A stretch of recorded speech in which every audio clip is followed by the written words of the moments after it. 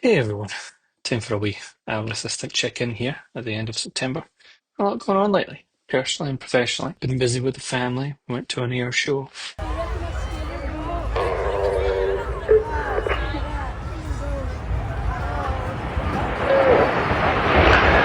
Well, we had our youngest birthday, he turned 4.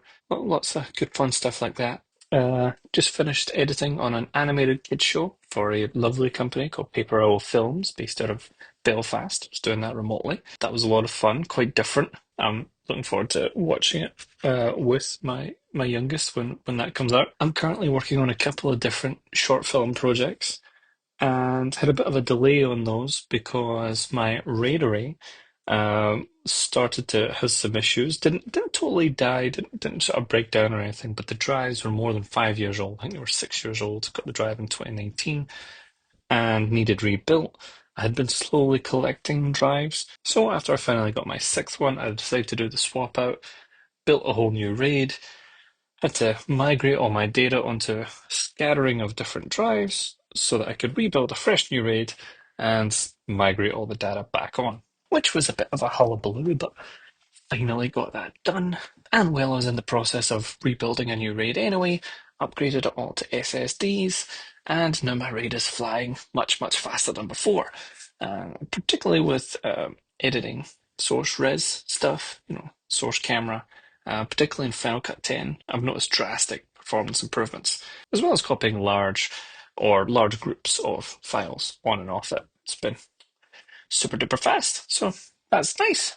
Currently, while I look for my next scripted production contract, I'm working in a lab at a post facility. Haven't done that in a while, so that's been fun. But working with a good few familiar faces, people that I've worked with before on other projects, we're all working together in the lab, which is nice. And it's a major post-production facility in Scotland where there's always projects coming in and out, and seeing a bunch of people that I am in WhatsApp groups with and different things, but we rarely see each other because post facilities are really good nexus points for people in the post world.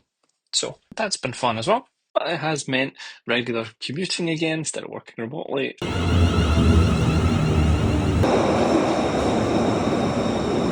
as well as some really odd hours. Hence me down the stairs while the rest of the family is asleep in the living room with the drama whiskey, unwinding, doing our little check-in this way because it's been really hard during the week to try to find any time actually at my desk.